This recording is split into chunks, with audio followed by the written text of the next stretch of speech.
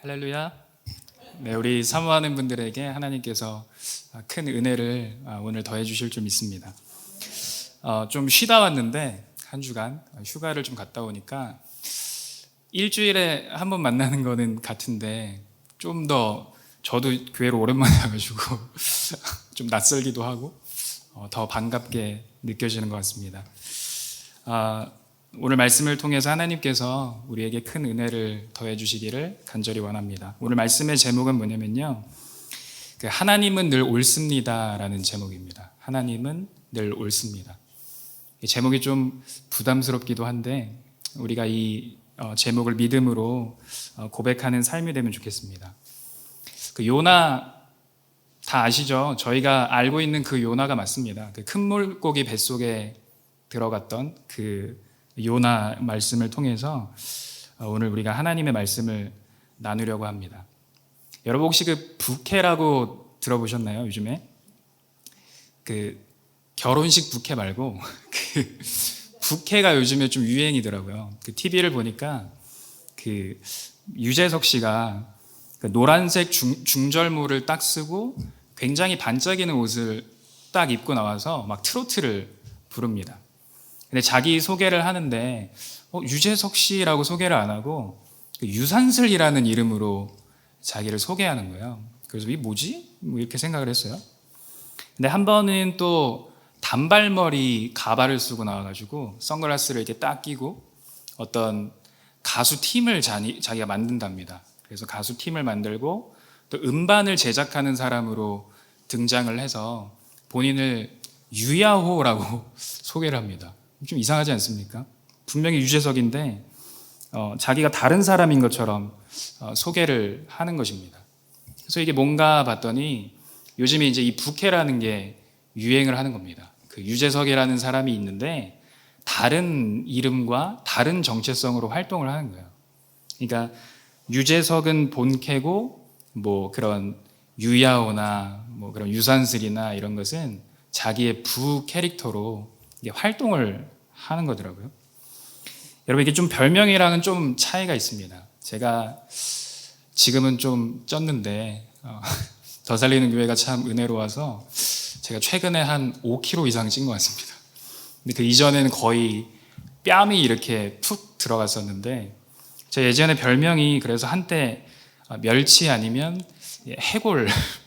해골이었는데 그 해골은 부캐는 아니죠. 제가 해골로 뭐 활동을 하는 건 아니니까. 네, 그러니까 별명이랑 좀 부캐랑은 좀 차이가 있습니다. 여러분 우리도 부캐는 아닌데 그 어떤 내 안에 다른 사람이 나오는 것처럼 그렇게 활동을 할 때가 있습니다. 내 안에 다른 부캐가 나오는 것 같아요. 제가 운전하면서 많이 느끼는데 운전하다 보면 또 다른 내가 이렇게 불쑥 나오게 됩니다. 저 사람 뭐야? 때릴까? 뒤에서 막 이렇게 그러니까 제가 아닌 또 다른 사람이 나오는 것 같은 그런 모습이 보입니다. 전 선한 사람인 줄 알았거든요. 여러분 딱 보시기에도 선함이 느껴지지 않습니까? 저 선한 사람인 줄 알았는데 완전히 속은 거예요. 운전할 때 제가 아닌 다른 사람이 나옵니다. 여러분 우리의 그 죄성이 어디에 그렇게 꼭꼭 숨어 있다가 나오는지 어떤 상황이 되고 어떤 조건이 이렇게 맞게 되면 내 속에 숨어 있던 무언가가 나와서 마치 그 다른 캐릭터가 나오는 것처럼 그렇게 활동하는 것을 보게 됩니다. 근데 언제 그럴까를 생각해 봤어요. 내 안에 다른 모습이 언제 나올까 이걸 생각해 보니까 나의 어떤 이익이 침범을 당할 때 누군가의 나의 계획에 어떤 장애물이 될 때 이 내 안에 다른 것이 나오는구나 이것을 느끼게 됐습니다. 그러니까 선한 사람인데 악한 모습이 나오고 근데 왜 운전할 때 그런 모습이 많이 나올까 이거를 좀 요즘에 운전을 하고 다니면서 좀 묵상을 해봤어요. 해보니까 왜 그럴까 봤더니 이 운전이라는 것이 인생의 축소판인 것 같다라는 생각이 들더라고요. 왜 그런가 봤더니 이게 운전을 마음 편하게 할 때도 있지만 대부분 이제 목적지가 정해져 있잖아요. 목적지가 있고 정해진 시간이 있습니다. 그래서 이제 내비를 딱 찍으면 뭐 1시간 걸린다 뭐 이렇게 뜨잖아요. 그래서 그 시간 안에 딱 가야 되는데 사실 목적지에 정해진 시간에 들어가는 것은 굉장히 제한적인 방법을 우리가 사용을 해야 됩니다. 뭐 속도를 좀 빨리 내거나, 왜냐하면 이미 내비에는 시간이 찍혀 있기 때문에 속도를 막 올리거나, 아니면 그 우리가 가면서 만나는 신호들을 어떻게든 걸리지 않고 통과를 해야 내 내비에 떠 있는 그 시간 안에 갈 수 있겠구나, 그런 계산이 섰어요. 근데 가다 보면요, 어떤 지점에서는 꼭 걸리게 됩니다. 시간에, 그 신호에 걸리게 되고, 그럼 이제 그거를 걸리게 되면 또 2, 3분이 막 늘어나잖아요. 신호 한번 사거리에서 걸려버리면. 그래서 처음에는 1시간 걸린다 그랬는데 그 다음에는 1시간 3분 걸린다 그러고 1시간 6분 걸린다 그러고, 그러면 마음이 이제 너무 급해지게 된다는 것입니다. 그래서 이제 그걸 또 막 과속으로 메꿔야 되고 그렇게 운전을 하게 됩니다. 여러분, 근데 이게 꼭 어떠냐면, 꼭 이렇게 급박한 상황에서 1차로에 꼭 화물차가 이렇게 딱 들어와가지고 그 칸을 막고 원래 속도보다 조금 천천히 달리게 됩니다.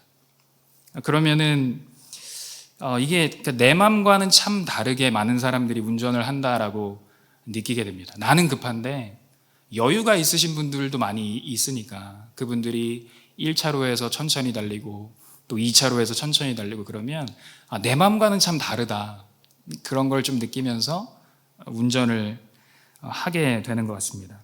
때로는 어떤 경우에는 그 초보 운전이라는 그 표를 붙이고 1차선과 2차선을 다 막고 이렇게 갈 때가 있어요. 그러면 이거 뚫고 나가야 되는데 뚫고 나갈 수 없는 그런 답답함들을 또 느끼게 됩니다. 그래서 신호를 놓치게 되고 또 시간이 늘어나고, 그럼 인생의 축소판이다라는 생각이 듭니다. 마음이 참 어려워요. 근데 예수님만 안 믿으면 창문을 내리고 뭐 이렇게 하고 싶은 마음이 들 수도 있지만, 여러분, 그때 우리가 느끼는 마음이 무엇이냐면 내 주변에 있는 사람들이 나의 이웃이라고 생각을 했는데 그 운전을 하는 순간에 내 앞을 가로막은 그 차들을 보면 저 차는 내 이웃은 아니다 이런 마음이 듭니다. 내 이웃이 아니다. 저 사람은 나를 방해하는 사람이다 라는 생각이 듭니다. 내 앞길을, 내 목적지를, 내 계획을 방해하는 사람이구나라는 마음이 우리 안에 생기게 된다는 것입니다. 우리가 그렇게 느낀다는 거예요. 여러분, 우리가 다들 목적지가 있지 않습니까? 다들 계획들이 다 있으시잖아요. 어떤 계획을 갖고 어떤 목표를 갖고 우리가 이 땅을 살아갑니다. 뭐 그게 크고 작을 수는 있지만 각자 다 자신의 계획과 목표들을 가지고 살아갑니다. 중요하게 생각하는 게 있어요. 그래서 그 목표를 향해서 우리가 달려갈 때 그것을 마치 차선에서 가로막는 차처럼 그 계획을 향해 달려갈 때 무언가가 나를 가로막는다면 우리는 그것을 방해물이라고 생각을 합니다. 내 계획을 딱딱 이루어야 되는데 걸림이 되는 거. 여러분, 그게 때로는 가족이 될 수도 있지 않습니까? 때로는 그게 나의 어떤 학벌이 될 수도 있고, 그게 때로는 나의 어떤 재산이 될 수도 있고, 건강이 될 수도 있습니다. 많은 방해물처럼 느껴지는 것들이 있다는 것입니다. 여러분, 그런데 그 방해물처럼 느껴지는 것이 만약에 하나님의 말씀이다라고 하면 여러분 어떨까요? 하나님의 말씀이 방해물처럼 느껴질 때도 있다는 것입니다. 만약에 하나님의 말씀이 나의 계획을 방해한다라는 느낌이 들 때, 내 목표를 가로막는다면 우리는 어떻겠습니까? 그럴 때가 있죠. 하나님의 말씀이 우리의 생각과 늘 같지가 않습니다. 내 마음과 같지 않은데 하나님 말씀을 읽으면서도 내 마음과 너무 같지 않아, 이렇게 느낄 때가 참 많습니다. 여러분, 오늘 본문이 그 이야기를 하고 있습니다. 그러니까 하나님이 내 심경에 거슬릴 때, 하나님이 나에게 거슬릴 때도 하나님은 나의 하나님이신가? 여전히 나의 하나님일 수 있는가? 아니면 하나님이 나의 심경에 거슬릴 때 내 안에 어떤 나의 본캐가 아닌 부캐 같은 애가 나와가지고 하나님을 탁 처단하고 그 길을 뚫고 가는 방향으로 우리가 살아가는가? 오늘 말씀의 내용입니다.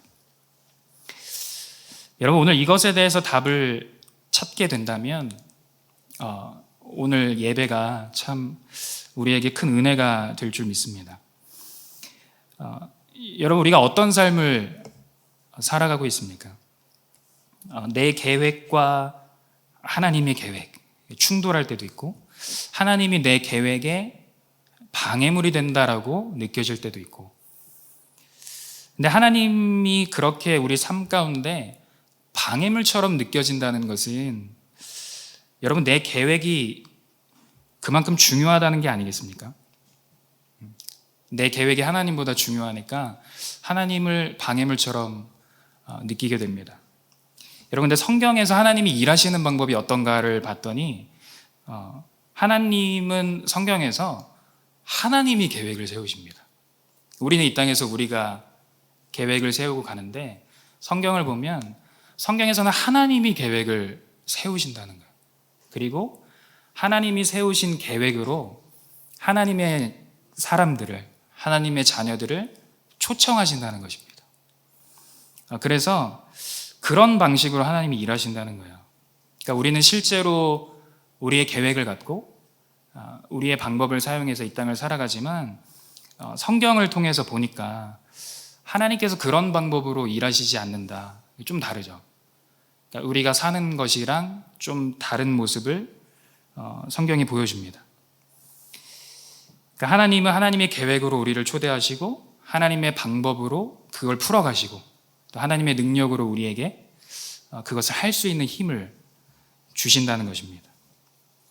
그래서 이제 우리와 함께 하시는 하나님이구나, 우리가 삶 속에서 느끼도록 그렇게 하신다는 거예요. 그러니까 우리가 생각하는 것과 좀 다르다라는 마음이 있습니다. 그래서 오늘 우리가 요나를 통해서 이거를 좀 보면 좋겠습니다. 나는 내 계획으로 사는가? 아니면 하나님의 계획을 따라 살아가는가? 나는 하나님의 방법으로 이 땅을 살아가는가? 아니면 나의 방법으로 이 땅을 살아가는가? 나는 하나님의 능력으로 이 땅을 살아가는가? 아니면 나의 능력으로 이 땅을 살아가는가? 이것을 우리가 좀 보면 좋겠습니다. 여러분, 이것은 취향의 문제가 아닙니다. 성경이 어떻게 이야기하고 있는가? 성경이 하나님이 어떤 분이신지를 보여주는 것을 우리가 요나를 통해서 살펴보고 우리가 말씀 가운데 나타나시는 그 하나님 온전히 붙드는 시간 되면 좋겠습니다. 우리가 이 질문 앞에 바로 서게 될 때 성령께서 오늘 이 요나서를 통해서 우리에게 그 답을 찾아갈 수 있도록 도와주실 줄 믿습니다. 여러분, 오늘 말씀 1절에 보니까 하나님의 말씀이 요나에게 임하는 장면으로 시작을 합니다. 여러분, 요나서가 좀 독특한 내용이 있는데 뭐냐면 보통 선지서는 뭐 어디 잘못한 데 가가지고 외치는 거잖아요. 니네 잘못했으니까 이거 회개하고 돌아와라. 보통 이렇게 선지서는 이렇게 외치는 내용으로 구성이 되어 있는데 요나서가 좀 독특한 점은 요나서는 요나에게 집중하는 것을 좀 보여줍니다. 요나라는 인물이 오늘 1절에서 하나님의 말씀을 받고 이 사람이 그 말씀에 어떻게 반응하는가, 그것을 보여주는 좀 독특한 선지서입니다. 그래서 요나서가 우리에게 참 도움이 됩니다. 큰 도움이 돼요. 왜냐하면 우리도 하나님의 말씀이 우리에게 임할 때 우리도 어떤 반응을 해야 하지 않습니까? 그래서 어떻게 반응하는 것이 올바르게 반응하는 것인가, 요나서가 굉장히 많은 힌트와 답들을 우리에게 보여준다는 것입니다. 여러분, 보통 우리는 우리를 잘 못 보잖아요. 내 모습이 잘 안 보입니다. 뭐 잘 들여다봐도 사실 옆에서 누가 이렇게 봐주는 거가 더 잘 보이고 내가 나를 잘 못 볼 때가 많습니다. 근데 이게 남의 거는 잘 보이지 않습니까? 남의 하는 거는 우리가 훈수 두는 사람은 되게 잘 두잖아요. 그래서 마치 우리가 요나의 삶에 훈수를 두는 것처럼 이 말씀을 우리가 한번 보게 된다면 요나를 통해서 내 삶을 비춰볼 수 있는 그런 귀한 시간이 될 줄 믿습니다. 물론 성령께서 오늘 이 시간 일해 주셔서 우리에게 깨닫게 하시겠죠. 여러분 1절에 보니까 하나님의 말씀이 요나에게 임하는데 오늘날에도 우리에게 하나님의 말씀이 임하지 않습니까? 어떻게 임하냐면 우리가 매일 경험을 합니다. 그 새벽에 그 유튜브로 접속을 해서 우리 생명의 삶으로 지금 사사기를 큐티를 하고 있는데 하나님께서 큐티의 본문의 묵상을 통해서 우리에게 주시는 그 메시지들이 있어요. 딱 읽을 때 어떤 날은 잘 모르겠는 날도 있지만 어떤 날은 이거 하나님 나에게 주시는 어떤 감동인 것 같은데 그런 어떤 사인이나 감동이나 부딪혀오는 것들이 있다는 거예요. 그게 하나님께서 오늘 그렇게 말씀으로 우리에게 임해 주신다는 것입니다. 때로는 이렇게 주일에 선포되는 설교를 통해서 우리가 하나님의 말씀을 받았다라는 표현들을 씁니다. 아니면은 요즘에 뭐 방송에도 좋은 설교들이 많이 나오니까 뭐 방송 설교나 뭐 그것을 나누는 자리 아니면 우리 지인들과의 대화를 통해서 여러분 오늘도 예배를 드리고 나가시면서 서로 또 반갑게 인사하고 또 한 주간의 산 이야기들을 나눌 때 그런 대화 안에서도 하나님께서는 하나님의 어떤 뜻을 발견할 수 있게 해주신다는 거예요. 그러니까 하나님의 말씀이 내게 임했다 이렇게 우리가 느낄 수 있다는 것입니다. 여러분 하나님은 그렇게 우리에게 큐티나 뭐 주일 설교나 여러 가지 상황과 환경들을 통해서 우리에게 오늘도 마치 요나에게 임해 주셨던 것처럼 끊임없이 말씀해 주고 계신다는 것입니다. 하나님 그렇게 일하고 계세요. 근데 그거에 대한 이 나의 반응이 중요하지 않습니까? 하나님은 끊임없이 말씀하시는데 내게 그 말씀이 탁 부딪혀 왔을 때 내가 그 말씀에 어떻게 반응하는가 그것이 굉장히 중요하다는 거예요. 여러분 요나는 어땠더라? 이거 오늘 우리가 말씀을 통해서 계속 살펴보겠지만 우리는 하나님의 말씀이 내게 임할 때 최근에도 뭐 큐티를 통해서나 이렇게 부딪혀온 아니면 깨닫게 된 그런 말씀들이 있으시죠. 그 말씀들이 내게 부딪혀 왔을 때 나는 어떻게 반응을 하는가? 여러분 어떻게 반응하십니까? 그 말씀이 마음에 드는 말씀일 수도 있고 때로는 이건 좀 아닌 것 같은데 마음에 안 드는 말씀일 수도 있어요. 근데 그 말씀에 어떻게 반응하고 계십니까? 순종으로 아니면 뭐 순종하지 않는 것으로 우리가 뭐 쉽게 얘기하면 그렇게 두 가지로 반응을 할 수 있겠죠. 여러분 2절에 보면 오늘 요나도 큰 문제에 부딪히게 됩니다. 그러니까 하나님의 말씀이 임했는데 무슨 말씀으로 임했는가 2절 말씀에 보니까 이렇게 기록을 해요. 너는 일어나 저 큰 성읍 니느웨로 가서 그것을 쳐서 외치라. 그 악독이 내 앞에 상달하였음이니라 하시니라. 여러분 말씀을 쭉 보면 이게 뭐가 그렇게까지 무리한 명령일까라는 생각이 듭니다. 그 선지자가 하는 일이 가서 외치는 일인 거잖아요. 그러니까 선지자에게 가서 외치라고 했는데 이 말씀이 왜 요나에게 부딪혔을까? 이 말씀이 요나가 왜 마음이 부대꼈을까? 요나가 정색을 했던 이유를 보니까 여러분 이 큰 성읍 니느웨가 우리에게 일본의 도쿄 같은 느낌입니다. 일본. 여러분 우리가 그 일제 그 치하의 역사를 이렇게 공부를 통해서든 알고 있잖아요. 우리가 감정이 있습니다. 그래서 그 스포츠를 볼 때도 한일전, 농구, 뭐 배구, 축구 뭐 이런 거 할 때 한일전을 대하는 우리의 태도가 달라요. 그냥 뭐 경기 하나죠. 이렇게 생각할 수 있지만 우리는 그 일제 치하에서 받은 고통, 그 아픈 역사를 알고 있기 때문에 그냥 하나의 경기로 넘어가지 않습니다. 뭐 목숨을 걸어야 돼요. 질 수도 있죠, 물론 경기에서. 근데 지면 국민 정서가 안 좋습니다. 그만큼 우리는 그 고통에 대해서 공감을 하고 알고 있다는 거예요. 여러분, 요나가 그 이스라엘 여로보암 2세 때 활동을 합니다. 이스라엘은 이 아수르의 조공을 바치는 그런 아수르의 어떤 지배를 받는 것 같은 그런 관계였습니다. 그러니까 이스라엘 그 요나가 그 아수르에 대한 마음이 좋지 않았겠죠. 이 고통을 당하니까, 자기 나라를 괴롭히니까 마음이 좋지가 않았어요.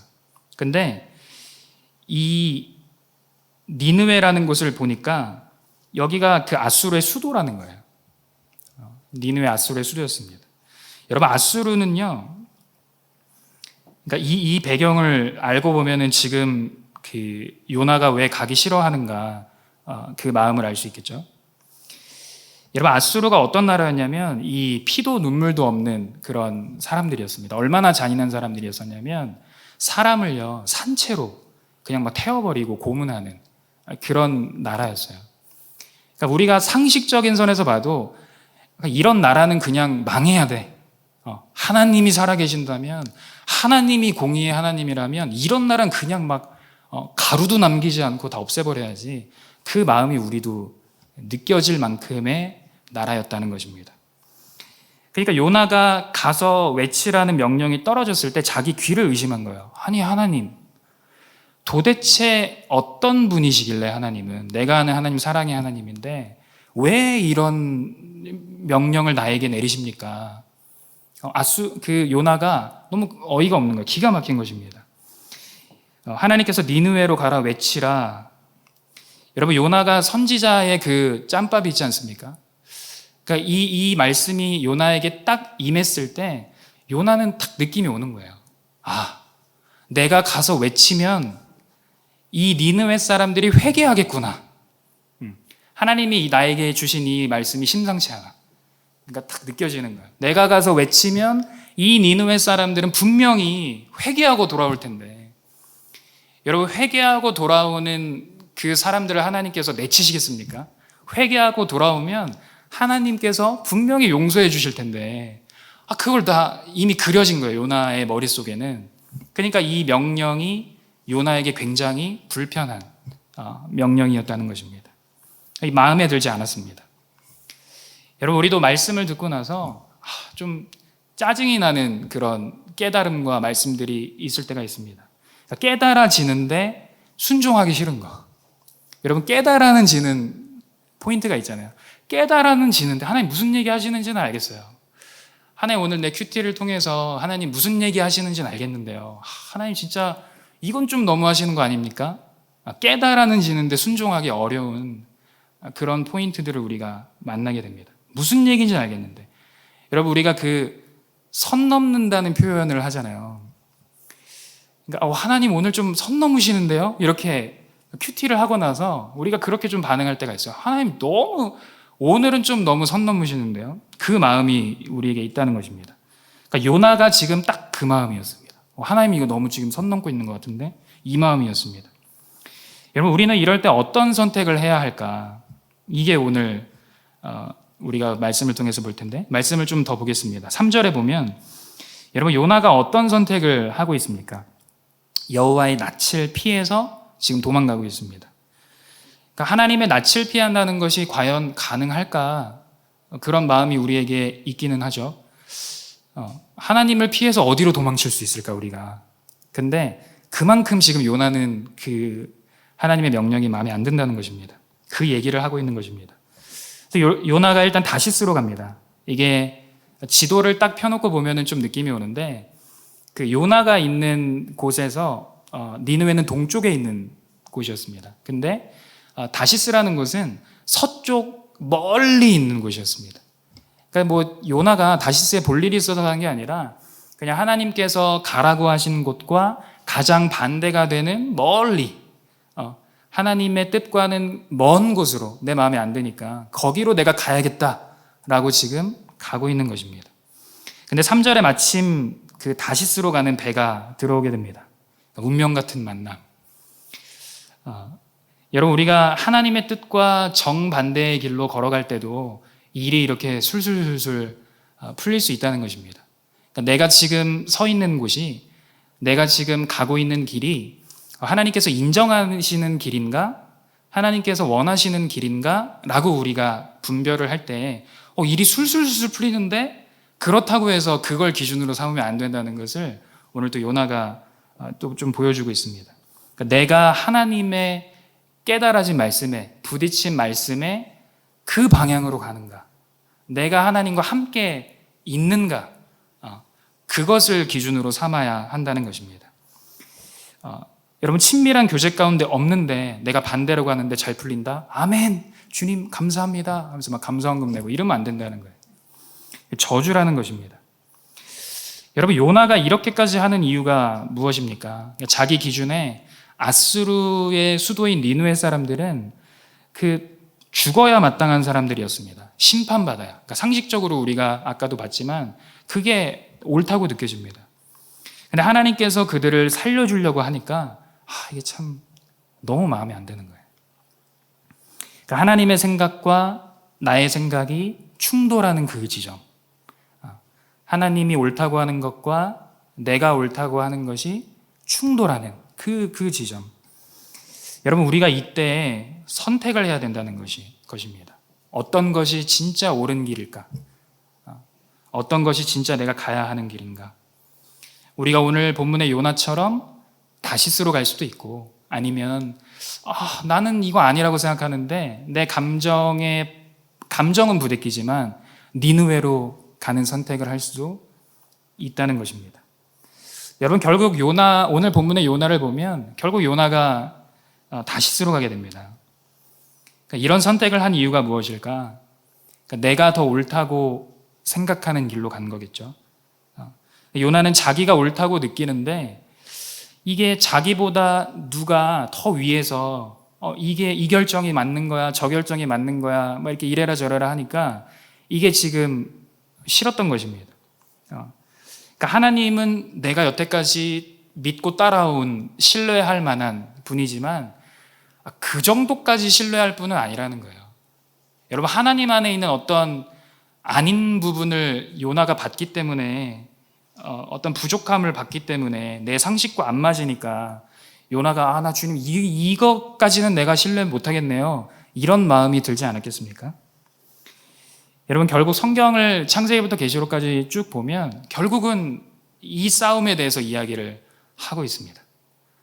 책이 두꺼운데 그래도 핵심만 추려서 잘 보면 결국 이 이야기입니다. 여러분, 아담과 하와가 선악과를 먹었죠. 그래서 우리 인류의 죄가 시작됐는데, 그러니까 선악을 내가 결정하고 싶은데 이 마음이 있었던 거예요. 그러니까 하나님보다 내가 결정하고 싶은데, 여러분, 그 믿음의 조상 아브라함이 그 아들을 주겠다, 너를 통해서 큰 민족을 이루겠다 약속을 받았습니다. 그래서 기다리다가 더 이상 아닌 것 같은데, 하나님도 내가 이제 육체적으로 애를 못 낳는데, 이제 모든 소망이 끊어졌는데 하나님도 이 이상은 좀 힘들지 않을까? 그 마음이 찾아오니 아브라함이 기다리다가 그 첩을 통해서 이스마엘을 낳지 않았습니까? 결국 다 이런 얘기입니다. 오늘 요나, 하나님의 결정이 마음에 안 들어서 니느웨가 아닌 다시스로 가는 것, 내가 주님 신뢰하기는 하지만 이 정도까지만 신뢰하겠네요. 그래서 완벽히 반대로 달려갔다는 것입니다. 여러분, 성경의 핵심 보게 되면 우리의 모든 상식을 뛰어넘어서 하나님이 오르시다는 것입니다. 굉장히 우리가 받아들이기 어려운 말씀일 수 있습니다. 얼마나 어려우면 요나가 다시스로 도망쳤겠습니까? 우리의 모든 상식을 뛰어넘어서 하나님이 오르시다. 이것을 내가 믿고 신뢰하고 인정하고 따라갈 수 있는가? 그 질문 앞에 끊임없이 영적인 싸움을 하는 것, 이게 우리가 이 땅에서 살아가는 삶이라는 것입니다. 여러분, 우리가 출애굽 지난번에 큐티를 했는데, 출애굽을 통해서 정리를 하면 이제 우리가 더 이상 그 애굽의 통치를 안 받는다는 거잖아요. 바로의 통치를 받지 않고 이제 나 하나님의 통치를 받는 존재가 되었습니다. 내가 애굽에서 나와서 하나님의 통치를 받는 하나님의 자녀가 되었다는 것. 그래서 실제로 현실을 마주하게 됩니다. 실제로 애굽을 나와서 현실을 마주하게 되는데 광야에서 마실 것이 없어요. 광야에서 먹을 것이 없습니다. 이럴 때 이때도 하나님이 옳습니다라고 우리가 말할 수 있는가? 이때 대부분의 사람들이 어떻게 반응하냐면 우리 애굽으로 돌아가자. 그래도 애굽에 있을 때 노예로 살 때였지만 그때는 그래도 먹을 것도 우리가 충분히 누리고 하지 않았냐? 돌아가자 말합니다. 현실에서 우리가 이런 물의 문제, 음식의 문제를 부딪힐 때 우리의 상식을 뛰어넘어 일하시는 거기서도 우리가 하나님 옳다고 이야기할 수 있는가? 이 싸움하는 것입니다. 여러분, 광야에서 돌아가자고 하는 것이 아니라 공급하시는 하나님을 거기서 신뢰하면서 머무는 것. 그것이 우리에게 주어진 싸움이라는 것입니다. 신약에 보면은 포도나무에 가지가 붙어서 열매를 맺잖아요.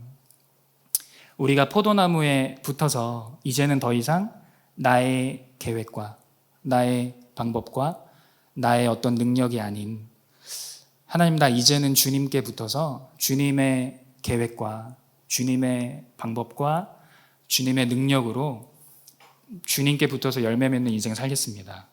우리 평생 이 싸움을 하면서 우리 산다는 것입니다. 이것이 성경의 메시지입니다. 여러분, 하나님께서 오늘 본문의 요나를 지금 이 자리로 부르고 계신다는 것입니다. 요나야, 너가 생각할 때 지금 이 상황들이 옳지 않고 너의 마음에 들지 않지만 나를 믿고 신뢰하고 나를 주인으로 온전히 따르는 그 믿음으로 이 자리로 오지 않겠니? 하나님께서 이 자리로 지금 요나를 부르고 계신다는 것입니다. 그리고 또 우리도 그 자리로 하나님께서 부르고 계신다는 것입니다. 계속 그 싸움입니다. 너의 판단이 아닌 나의 판단을 믿고 따라와라. 여러분, 요나가 엇나가니까 하나님께서 일하시죠. 4절에서 7절 긴 것 같은데 여기에 말씀 내용을 보면 요나 너 돌아오라는 것입니다. 요나가 하나님 피해서 다시스로 갔고 하나님 피해서 제일 밑층으로 가서 거기 가면 안 보이겠지, 꼭꼭 숨을 수 있겠지, 그런 마음으로 아마 갔던 것 같아요. 어떻게든 낯을 피하려고. 우리도 막 이렇게 기둥 뒤에 숨고 막 이렇게 하는 마음으로 요나가 그러지 않았겠습니까? 근데 요나가 타고 가는 배가 폭풍을 만나게 됩니다. 근데 이 선원들마저, 베테랑인데 선원들마저 두려움을 느낄 만한 엄청난 폭풍을 만났다는 거예요. 그래서 거의 죽게 되었습니다. 그래서 7절에 보면 이게 왜 이런 일이 일어났나 7절에 보니까 원인이 요나인 것이 드러나게 됩니다. 그들이 서로 이르되 자, 우리가 제비를 뽑아 이 재앙이 누구로 인하여 우리에게 임하였나 알자 하고 곧 제비를 뽑으니 제비가 요나에게 당한지라. 그러니까 하나님께서는 지금 하나님의 낯을 피해서 육적으로도 자고 있고 영적으로도 자고 있는 그 요나를 깨우시기 위해서 하나님께서는 폭풍도 보내고 그리고 선원들의 마음 가운데 또 여러 가지 어려운 마음들을 통해서 또 그 밑에서 자고 있는 요나를 또 깨우러 내려가는, 그래서 막 일어나서 깨우고 너가 믿는 하나님한테 기도해라 하면서 지금 여러 가지 일들을 통해서 지금 하나님께서는 엇나가고 있는 요나를 깨우시는 작업을 하고 있다는 것입니다. 왜 그렇습니까? 다시 주님을 인정하는 자리로, 다시 주님을 신뢰하는 자리로 돌아와야 살기 때문에 그렇습니다. 다시스로 가야 사는 것이 아니라 이 자리로 돌아와야 살기 때문에 그렇습니다. 여러분, 8절에 보면 벳사람들이 요나에게 질문을 합니다. 이 재앙이 누구 때문에 임한 것이냐 하면서 요나에게 막 질문을 해요. 그러면서 그 원인을 찾으려고 합니다. 요나 직업이 뭔지, 거주지는 어딘지, 너 고향은 어디냐, 너 어디 학교 나왔냐, 너 국적은 뭐냐, 너 어디 요시냐, 이러면서 여러 가지 막 질문을 퍼부으면서 지금 다 물어봅니다. 여러분, 누가 우리에게 질문을 하면요, 그 사람이랑 좀 친하게 지내고 싶은데 하면은 이렇게 대답을 하기가 편할 때도 있지만, 좀 이렇게 낯선 사람들이 우리에게 질문을 하면 좀 불편한 마음이 좀 들 때가 있어요. 제 미용실에 이제 종종 가서 앉아 있으면, 저희 이제 주로 월요일에 쉬니까 월요일에 가서 이렇게 딱 앉아 있으면 뭐 점심 오후나 이렇게 해서 이제 머리를 하러 가면, 그때 사실 뭐 보통 이제 출근할 뭐 그런 시간대니까 이렇게 머리를 해주시는 분이 이렇게 물어볼 때가 있어요. 저한테 머리를 하면서 아우 뭐 이 시간에는 어쩐 일이세요? 이렇게 물어보잖아요. 이렇게 머리 하면서 아유 뭐 휴일이신가 봐요. 뭐 아니면 뭐 점심 때 잠깐 나오셨나 봐요. 뭐 이러면서 질문을 막 해요. 뭐 하시는 분이세요? 막 이러면서. 그러면은 내 정체를 감추고 싶은데, 나는 여기 완벽한 타인으로 지금 있고 싶은데, 막 그런 마음이 들면 그런 질문들이 굉장히 불편합니다. 왜냐하면 대답을 하면 제가 어떤 사람인지가 조금씩 드러나잖아요.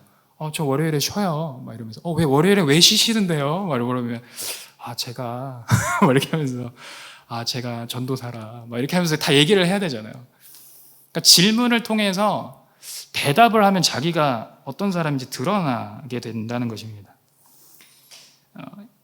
여러분, 그 여호와의 낯을 피해서 도망가고 있는 요나, 지금 요나에게 다시스로 갔고 배 밑층으로 간 그 수면 밑으로 막 숨어가지고 어떻게든 피하려고 하는 그 요나를 지금 폭풍을 통해서, 선원들을 통해서, 선원들의 질문을 통해서 지금 다시 그 요나를 하나님께서 수면 위로 꺼내시는 작업을 하고 있다는 것입니다.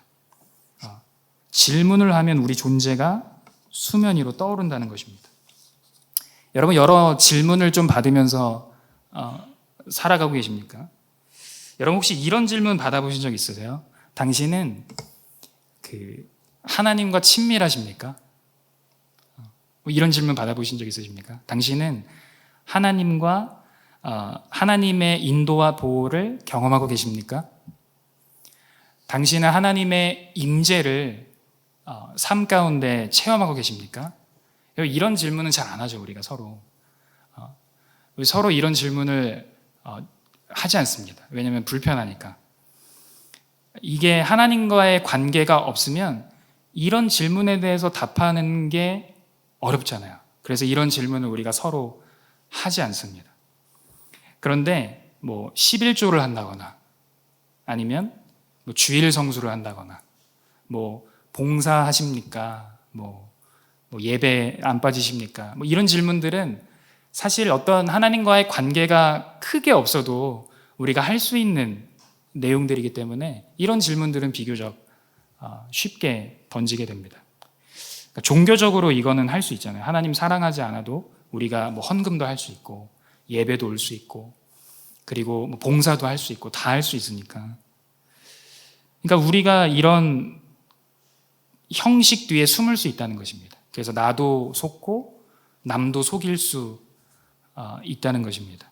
그러니까 질문을 잘 던지면 우리가 어떤 존재인지 이렇게 드러나게 된다는 것입니다. 여러분, 우리가 우리의 신앙을 어디에 세우고 있습니까? 앞에서 얘기했던 어떤 11조나 뭐 주일 성수나 봉사나 이런 부분에 우리의 신앙을 세워가고 있지는 않습니까? 이런 형식적인 내용들에, 아니면 하나님과의 이 친밀한 관계, 깊은 교제, 거기에 우리의 삶을 세워가고 계십니까? 여러분, 요나는요, 하나님을 거부하고 다시스로 떠나게 됩니다. 이미 우리가 기반을 삼아야 하는 그 하나님을 떠났다는 것입니다. 우리의 인생을 쌓아 올려야 하는 분을 떠나서 지금 뭐라도 할 수 있는 것 같이 다시스로 넘어갔다는 것입니다. 마치 그 모래 위에 집을 짓는 사람처럼 지금 요나가 움직이고 있다는 것입니다. 여러분, 우리가 이것을 알아야 됩니다. 우리 이것을 붙들어야 됩니다. 하나님을 떠나면 아무것도 안 된다는 것입니다. 기반이 흔들려 버리기 때문에. 모래 위에 짓는 집과 같다는 것입니다. 다 흔들려 버리게 됩니다. 여러분, 그러니까 성경이 너무나도 반복적이지만, 너무나도 지겨운 것 같지만, 성경이 우리에게 끊임없이 동일하게 외치는 메시지가 무엇입니까? 하나님께 돌아와라. 이 얘기밖에 할 수 없다는 것입니다. 왜냐하면 우리의 기반이시기 때문에. 성경을 잘 보면 계속해서 끊임없이 우리에게 말씀하십니다. 하나님께 돌아오라. 그리고 하나님께서는 하시는 일들을 보게 되면 어떻게 하시죠? 돌아올 수 있는 길을 계속 열어주시는 거예요. 하나님께 돌아올 수 있는 길들을 계속 열어주시는 것입니다. 요나, 너 나를 떠났어? 그럼 가서 그냥 죽어. 이게 아니라 폭풍을 통해서 깨우는, 질문을 통해서 막 글을 수면 위로 올리고, 내가 하나님께 돌아가야 사는구나. 왜냐하면 그게 살 길이기 때문에 하나님께서는 계속해서 돌아오라, 나를 알라, 내게 돌아와라, 이 얘기밖에 할 수 없다는 것입니다. 너 나를 알아라. 호세아도 그렇게 말하지 않습니까? 여호와를 알라, 힘써 알라. 내게 돌아와야 산다. 나를 경험적으로 만나야 된다. 계속 그 얘기밖에 할 수 없다는 것입니다. 여러분, 이렇게 하니까 9절 보면 9절에 요나의 대답이 나옵니다. 자기를 이제 어떤 사람인지를 소개를 하는 거예요. 자기가 히브리 사람이고 바다와 육지를 지으신 창조주 하나님을 경외하는 사람이다, 이렇게 이야기를 합니다. 이 고백을 제가 보고 나서 좀 적잖이 당황을 했습니다. 왜냐하면 우리가 여태까지 1절부터 여기까지 볼 때 요나, 너가 하나님을 경외한다고? 하나님을 경외했으면 벌써 니느웨로 갔어야 될 것 같은데, 그래서 지금 이 9절의 요나의 대답이 좀 당황스러운 대답이었습니다. 그러면서 9절이 좀 충격적인 그 9절이었습니다. 왜냐하면 이 9절이 저의 삶을 좀 적나라하게 보여주는데 이런 부딪힘이 왔습니다. 저의 모습이랑 참 많이 닮아 있다라는 생각이 들었어요. 여러분, 누가 질문을 하는 거예요. 배전도사님, 하나님 사랑하십니까? 저 신학과 01학번인데요? 이렇게 대답하는 거예요. 배전도사님, 하나님과 친밀하십니까? 저 전도사 시치 2013년에 받았어요. 배전도사님, 하나님의 인도하심과 보호하심 가운데 살아오고 계십니까? 집사님, 저 전도사 15년 차예요.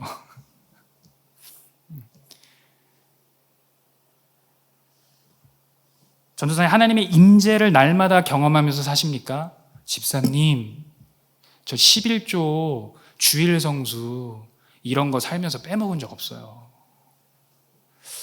이렇게 대답하는 제 모습이랑 9절의 요나가 너무 매치가 돼서 충격적인 구절이었습니다.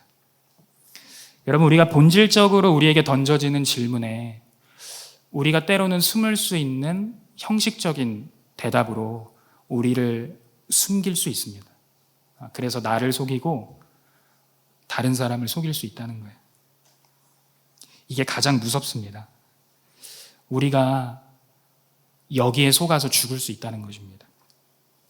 여러분, 우리는 내 출신이 어디라고 하는 걸로, 내가 뭘 지키고 있다는 것으로 우리를 방어할 수 없습니다. 하나님께서는 철저하게 관계로 우리에게 물어보신다는 거예요. 형식적인 것으로 물어보는 것이 아니라, 너 나 사랑하니? 너 나 알아? 네 삶 가운데 나를 경험하고 있어? 너 내 음성을 듣고 있니? 너 나를 따라오고 있니? 여러분, 관계가 아닌 형식에 우리의 신앙을 올리는 그 행위는 모래 위에 집을 짓는 모습과 같다는 것입니다. 하나님을 떠나서 열심히 종교적으로 우리가 주님 따라갈 수 있습니다. 여러분, 누구의 인정을 받으려고 우리가 그렇게 합니까? 우리가 성도들끼리는 인정해 줄 수 있죠. 왜냐하면 우리는 모르니까. 저희는 사실 모르잖아요. 어떻게 사는지, 어떻게 믿는지 잘 모르잖아요. 겉에 속을 수 있기 때문에. 근데 하나님은 아니라는 것입니다. 못 속인다는 것입니다. 우리가 다시스로 가도 아무리 배의 밑층에 숨어서 이불 덮고 자고 있어도 하나님께서는 우리를 발견하신다는 거예요. 속일 수 없습니다. 여러분, 요나가 하나님의 말씀이 임했을 때 한 행동의 핵심이 무엇입니까? 결정의 기준이 자기에게 있었다는 것입니다. 이런 사람은 순종을 하든 아니면 불순종을 하든 똑같다는 것입니다. 순종을 해도 종교적으로 순종할 수밖에 없습니다. 그러니까 하나님과의 친밀한 교제, 하나님과의 사랑의 그 모습에서 나온 순종이 아니기 때문에 하나님 보셨죠? 제가 주님을 위해서 이 일을 했고 저 일을 했습니다. 이제는 하나님 차례인 거 아시잖아요. 주님 날 위해서 이제 일하시죠? 하나님에게 그렇게 의무를 지워드리는 그런 관계가 될 수밖에 없다는 것입니다. 기브 앤 테이크로 가는 관계. 여러분, 하나님이 내 심경을 거스르는 순간 그 순종을 하고 있다가 하나님께서 나의 심기를 건드리고 심경을 거스르는 순간 우리는 그 요나처럼 다시스로 가버린다는 것입니다. 평소에 순종을 잘하고 있는 나의 본캐에서 마치 그 불순종하고 있는 부캐가 나오는 것이 아니라 내가 그런 사람이었다는 것입니다. 순종 자체가 종교적인 순종이었을 수 있다는 것입니다. 여러분, 우리는 요나의 불순종을 통해서 요나를 훈수를 두면서 우리 모습을 좀 비춰보기를 원했습니다. 여러분, 하나님은 옳을 수도 있고 옳지 않을 수도 있는 분이십니까? 여러분, 이것이 인정되지 않으면 우리의 신앙이 반쪽짜리라는 것입니다. 결국 내 평생 앞으로 남아있는 인생을 살아가면서 나의 계획과 나의 방법과 나의 재능, 내 능력으로만 이 땅을 살아갈 수밖에 없다는 것입니다. 그래서 죽기 전 마지막에 하나님의 계획과 하나님의 방법과 하나님의 능력으로 사는 것이 하나님께서 우리에게 허락하신 가장 큰 은혜였구나.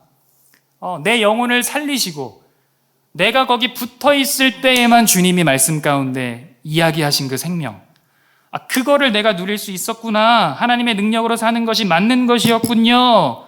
우리가 죽음의 순간에서 그렇게 땅을 치면서 그러고 갈 것입니까? 그때 가면 늦는다는 것입니다. 지금 여기서 이 자리에서 우리가 시작해야 한다는 것입니다. 여러분, 자기 계획, 방법, 능력으로 사는 것이 아니라 하나님의 계획, 하나님의 방법, 하나님의 능력으로 이 땅을 살아가면서 생명을 누리는 우리가 되기를 원합니다. 여러분, 하나님은 늘 옳으신 분입니다. 이제 우리가 전적 신뢰와 전적인 순종으로 주님께 나갈 차례입니다. 여러분, 오늘 이 예배가 마쳐지고 나서 니느웨로 가시겠습니까? 아니면 다시스로 가시겠습니까? 우리 함께 기도하겠습니다.